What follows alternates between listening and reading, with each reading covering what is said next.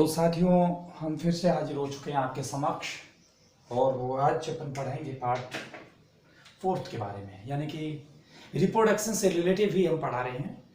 हम आपसे निवेदन करना चाहेंगे कि अगर आप मेरा ये पार्ट देख रहे हैं तो उससे पहले आप पार्ट पहला, दूसरा और तीसरा पार्ट देख लीजिएगा। उसको देखने के बाद आपको अच्छी तरीके से समझ में आएगा कि हमारा पार्ट 4 क्या है।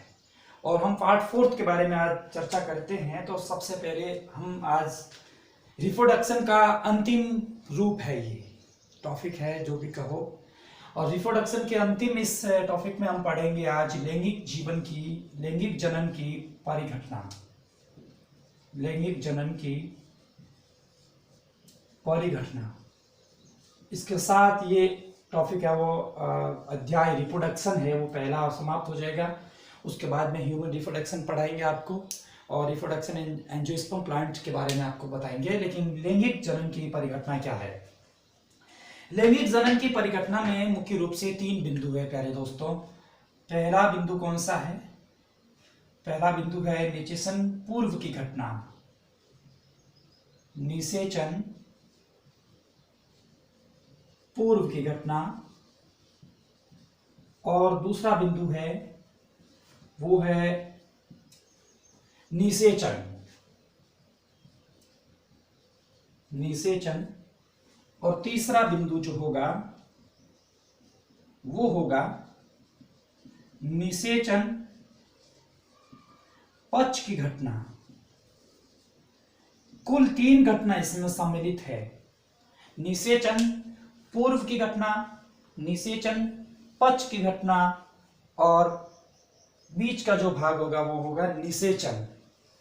तो हम जानते हैं कि निषेचन पूर्व की घटना क्या है। निषेचन पूर्व की घटना में 2 बिंदु सम्मिलित किए गए हैं। पहला जो भाग होगा इसका नाम है युग्मक जनन। युग्मक जनन, युग्मक जनन। और जो दूसरा भाग है उसका नाम होगा युग्मक स्थानांतरण। युग्मक स्थानांतरण। युग्मक स्थानांतरण। अब आपको ध्यान से समझना है कि ये क्या चीज होते हैं। इसके अंदर 2 पॉइंट आएंगे, वो होंगे निषेचन। पहली बात होगी निषेचन कैसे कहेंगे उसकी परिभाषा, और उसके बाद में इसमें 2 पॉइंट वो होंगे जैसे युग्मक संलयन का जो स्थानांतरण होंगे तो युग्मक संलयन होगा, संलयन होगा तो निषेचन होगा। तो युग्मक संलयन के स्थान को लेकर के, युग्मक संलयन कौन सी जगह होंगे उसको लेकर के 2 पॉइंट होंगे, जिसमें एक्सटर्नल फर्टिलाइजेशन और इंटरनल फर्टिलाइजेशन के बारे में पढ़ेंगे। और निषेचन पक्ष की घटना जिसमें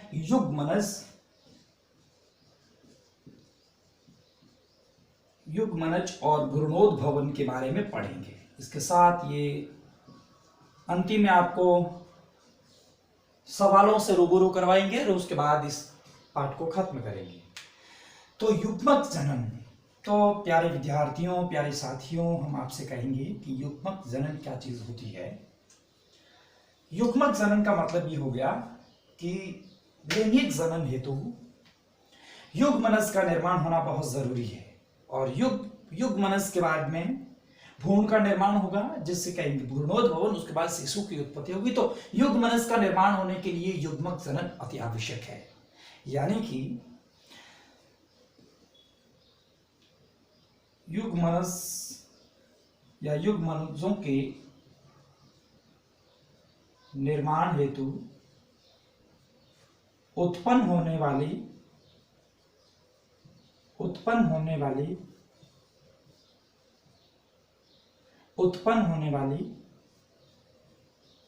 अगुणित कोशिकाएं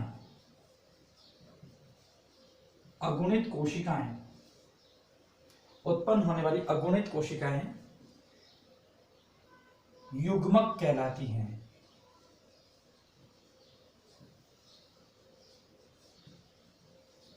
और जनदों से गोनेड्स कहेंगे प्यारे दोस्तों।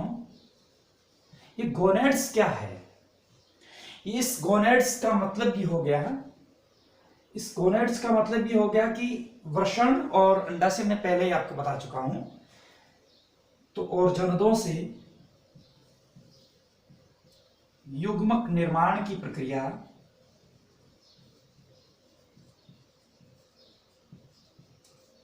युग्मक जनन कहलाती हैं।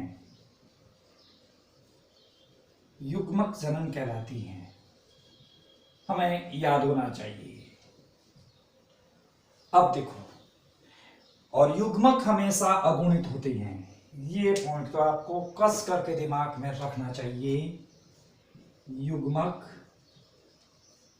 हमेशा अगुणित होते हैं।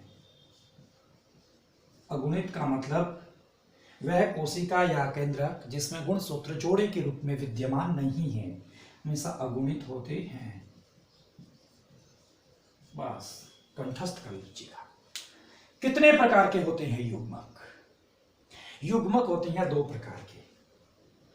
युग्मकों के प्रकार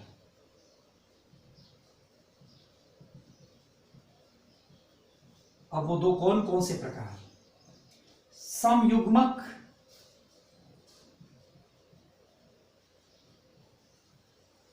समयुग्मक और विषम युग्मक। समयुग्मक क्या है दोस्तों?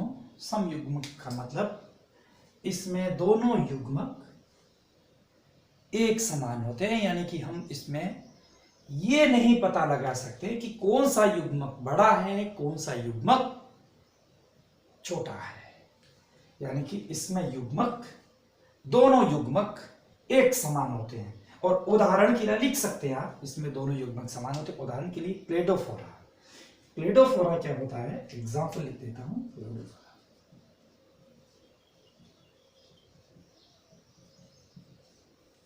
क्लेडोफोरा क्या होता है? इसके अंदर दोनों युग्मक होते हैं, वो समान होते हैं। जैसे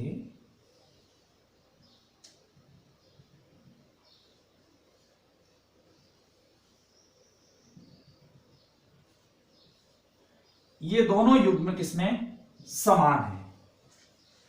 और विषम युग्मक की अगर मैं बात करूं तो इसमें दोनों युग्मक भिन्न भिन्न होते हैं। इसमें दोनों, क्या आप उदाहरण बता सकते हैं कि इसमें विषम युग्मक जो हेटेरोगैमेट्स है, इसमें ऐसे कौन से युग्मक है जो भिन्न भिन्न होते हैं? आप इसका उदाहरण हमें क्या बता सकते हैं? बिल्कुल जनाब, हम बता सकते हैं। तो उसका एग्जाम्पल क्या हो जाएगा? इसका एग्जाम्पल हो जाएगा मनुष्य के जैसे युग्मक, है ना? मनुष्य के युग्मक, जैसे मैंने नाम लिख दिया नर युग्मक। अब देखो, मनुष्य में जो युग्मक होते हैं वो नर युग्मक और होते हैं मादा युग्मक। अच्छा, नर युग्मक को स्पर्म कहेंगे और मादा युग्मक ओवेल्स, अंडाणु कहेंगे, एग्स कहेंगे। अच्छा, नर युग्मक कैसे होते हैं? इसमें मनुष्य में अगर मैं बात करूं तो नर युग्मक होते हैं, वो होते हैं हमेशा चलनशील, क्योंकि इसमें पाई जाती है पक्षमाद व कशाभिका। और ये जो होता है ये होता है अचलनशील। ये हमें याद होना चाहिए। तो प्यारे विद्यार्थियों, हम जानते हैं कि युग्मक जनन निषेचन पूर्व की घटना है, यानी कि निषेचन के पहले की घटना है। जब युग्मकों का निर्माण होगा तो इसे युग्मक जनन कहेंगे। और फिर होता है युग्मकों का स्थानांतरण। स्थानांतरण कैसे होता है? स्थानांतरण के तौर तरीके से हम देख लेते हैं स्थानांतरण के क्या मतलब हो गया। देखो, युग्मक जनन के तौर पर अगर हम देखें तो जो उत्पन्न होने वाले युग्मक है, उन दोनों युग्मक नर और मादा युग्मक आपस में स्थानांतरण होते हैं। स्थानांतरण का मतलब अपने जगह को चेंज करके संलयन हो जाते हैं, दोनों आपस में मिल जाते हैं, जिसके फलस्वरूप युग्मनज का निर्माण होता है, जो निषेचन पक्ष की घटना है। जैसे मैं इसी चीज की बात कर देता हूं, जैसे मैंने ये क्लेडोफोरा में बनाए, जैसे ये दो युग्मक है,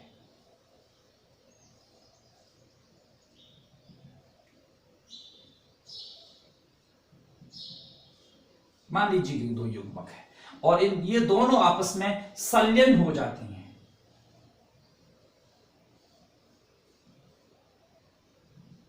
और इन्हीं संलयन के फलस्वरूप जो नवीन जो संतति जो युग्मनज जो संरचना बनेगी जिसे अपन कहेंगे उसको हम युग्मनज कहेंगे। क्या कह देंगे? युग्मनज। तो जाइगोट कह देंगे। ये गैमेट्स है, ये गैमेट्स है। तो इसे क्या कह देंगे? स्थानांतरण की प्रक्रिया। इसे हम कहेंगे स्थानांतरण की प्रक्रिया। और इसी स्थानांतरण के फलस्वरूप हमेशा किसका निर्माण होता है? निषेचन का। किसका? निषेचन का।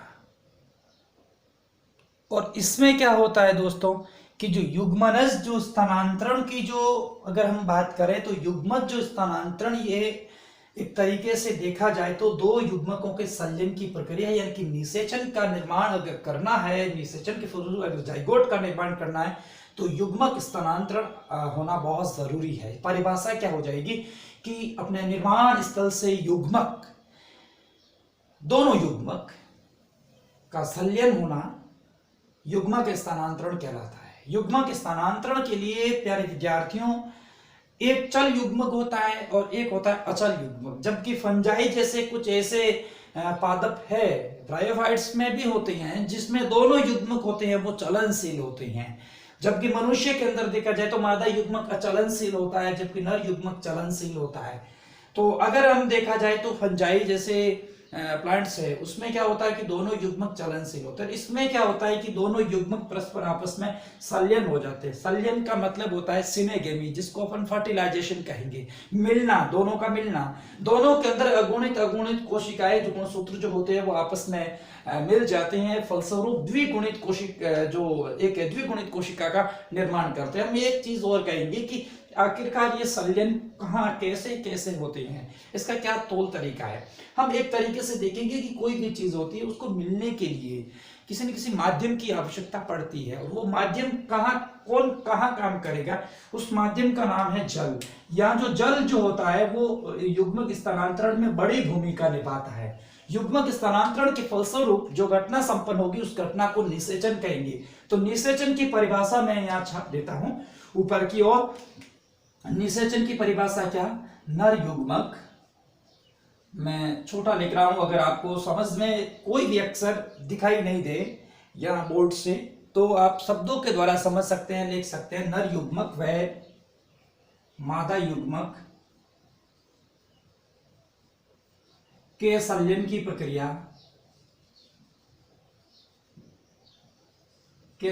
प्रक्रिया सिनेगेमी या निषेचन कहलाती है। सिनेगेमी या निषेचन कहलाती है। आप इसको लिख भी सकते हैं कि कौन से कैसे क्या प्रक्रिया होगी। मैं इसको हल्का सा मिटा देता हूं और अब इसके बाद में निषेचन के बारे में पढ़ेंगे कि निषेचन की प्रक्रिया है क्या, और उसके बाद में हम पढ़ लेंगे निषेचन पक्ष की घटना। तो पक्ष की घटना को मैं यहाँ नहीं मिटाऊंगा ताकि निषेचन पक्ष की घटना के बारे में हमें अभी तक पढ़ना है। और इसके बाद देखो हम ये समझेंगे कि निषेचन के बारे में बहुत ही सवाल पूछे जाते हैं, कभी कभी इसकी परिभाषा पूछ ली जाती है। अमूमन जब हम बोर्ड के एग्जाम्स देते हैं तो थ्योरी पूछी जाती है, या फिर जब हम नीट का एग्जाम देते हैं तो उससे एक डीप क्वेश्चन पूछा जाता है। तो निषेचन क्या होता है इसके बारे में, नर एवं मादा युग्मक के संलयन की प्रक्रिया को निषेचन कहेंगे। निषेचन के दो प्रकार है, वो कैसे, यानी कि युग्मक संलयन के स्थल को लेकर के, ये देखो युग्मक संलयन के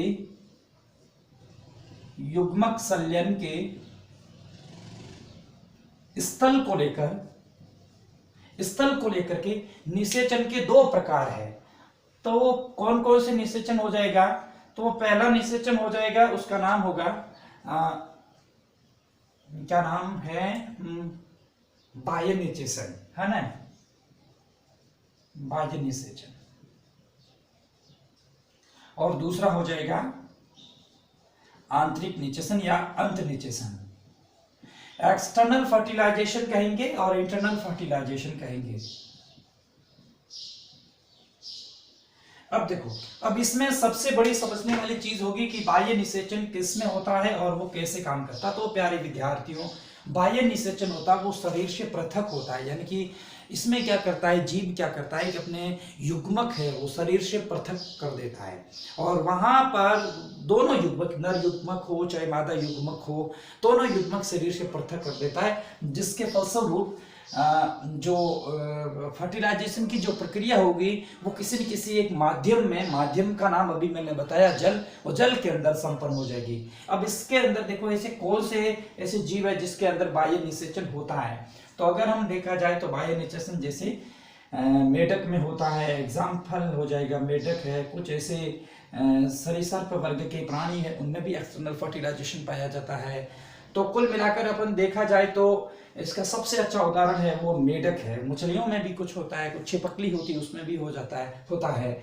और बाह्य निषेचन देखो, इसमें माध्यम का काम कर देते हैं जल, माध्यम का काम कौन करता है, जल। लेकिन एक तरीके से देखा जाए तो ये एक संयोगिक घटना है, यह एक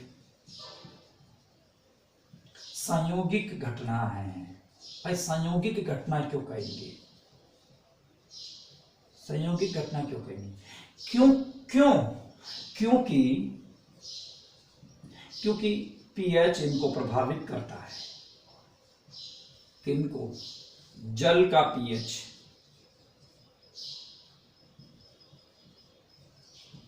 किनको प्रभावित करता है, युग्मक को जल का पीएच प्रभावित करता है, जल का तापमान प्रभावित करता है।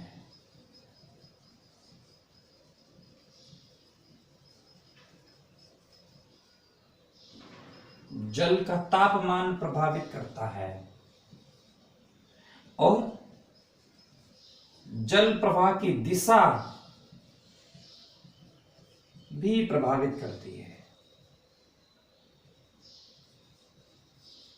जल किस प्रकार से प्रवाह हो रहा है, किस दिशा की ओर प्रवाह हो रहा है, उसकी दिशा।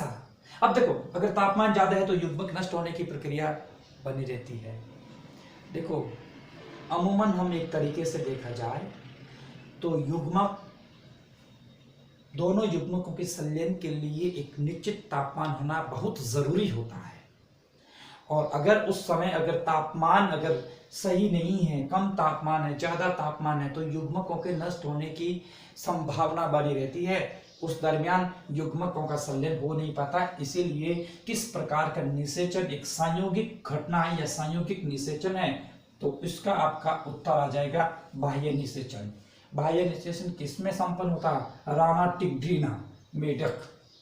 अब देखिएगा आंतरिक निषेचन की बात करें तो ये जीव के शरीर के भीतर संपन्न होता है, यानी कि यह मादा शरीर के भीतर संपन्न होता है, मादा शरीर के भीतर संपन्न होता है। मैंने इससे पहले के वीडियो में बता चुका हूं कि मानव शरीर के अंदर ये कहाँ संपन्न होता है, फिर भी बता ही देते हैं चित्र के द्वारा। तो मैं उस वीडियो में मैंने बताया है, ये संपन्न होता है अंडवाहिनी के एम्प्यूला भाग में, एम्प्यूला भाग में मादा शरीर के भीतर संपन्न होता है।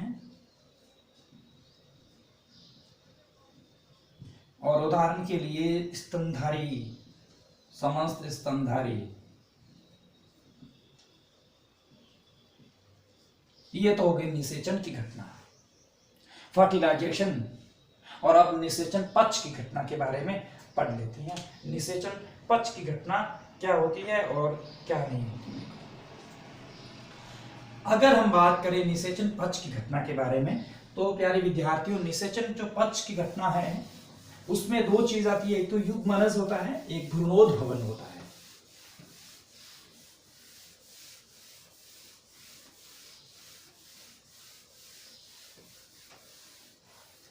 निषेचन पक्ष की घटना में युग्मनज और भ्रूणोद्भवन, तो मैंने यहां नाम लिख दिया पहले जाइगोट, जाइगोट यानी कि युग्मनज कहेंगे हिंदी में, इसको क्या कहेंगे, युग्मनज। देखो एम्ब्रियोजेनेसिस प्रक्रिया अलग है, यानी भ्रूणोद्भवन अलग है, युग्मनज अलग है।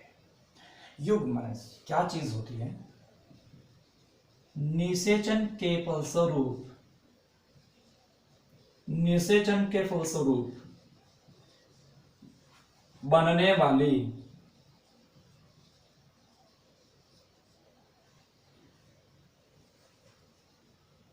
निषेचन के फलस्वरूप बनने वाली द्विगुणित कोशिका,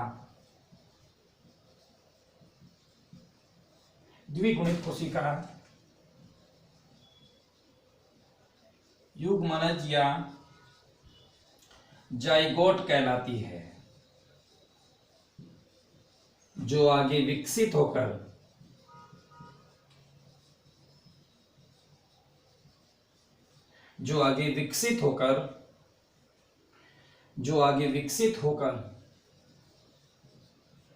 भ्रूण का निर्माण करता है, और भ्रूण निर्माण की प्रक्रिया को ही भ्रूणोद्भवन कहते हैं। अतः एक जीव अपने शरीर का निर्माण जिस कोशिका से करता है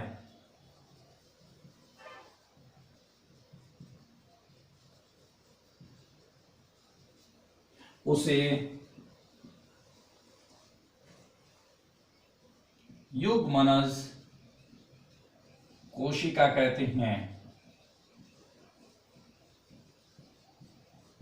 ये कोशिक और द्विगुणित होती हैं। जाइगोट की संरचना अगर हम देखें तो जैसे हमने कह दिया, मनुष्य की बात कर दिया, ये स्पर्म है और ये ओव्यूल्स है। अब इन दोनों के संलयन से जो संरचना जो बनेगी, हम इसको ही युग्मक कहेंगे, युग्मनज कहेंगे। ये है जाइगोट, जाइगोट है ना, जल्दबाजी में जाइगोट। अब जब ये स्पर्म मैंने नाम लिख दिया, अब देखो नर युग्मक मादा युग्मक प्रक्रिया को कह देंगे फर्टिलाइजेशन। संरचना का निर्माण हुआ है युग्मनज, और ये आगे जाकर के एम्ब्रियो का निर्माण कर देगा। तो हमें ये ज्ञात होना चाहिए कि युग्मनज जो होता है वो एक द्विगुणित कोशिका होती है, जो युग्मकों के निर्माण के फलस्वरूप बनाई देती है। अब देखो इसकी परिभाषा आप जल्दी से लिख दीजिएगा ताकि आगे समझ में आए।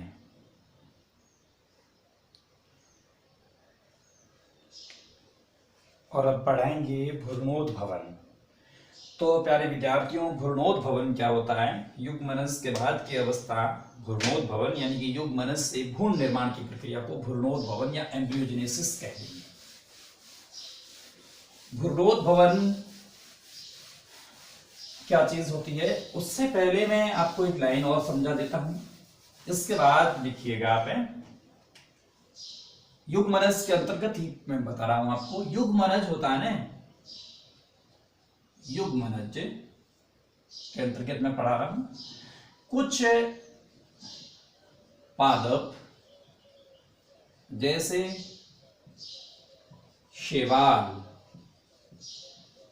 शैवालों में, जैसे शैवालों में युग्मनज के चारों ओर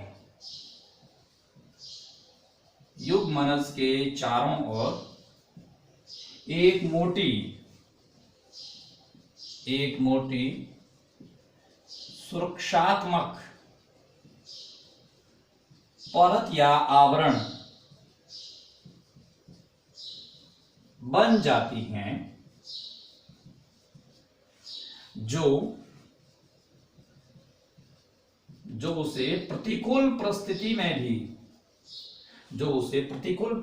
में भी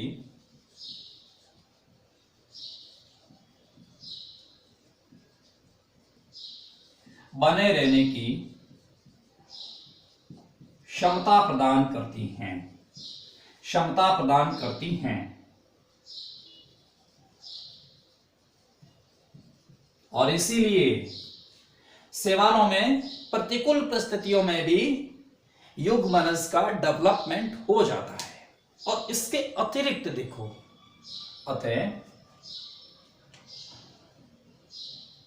अतः किसी भी जीव की जीव के जीवन की युग्मनज सबसे महत्वपूर्ण कड़ी हैं। ये ध्यान रखना है। अब देखो इसके बाद में हम चलते हैं सीधे हम ध्रुवों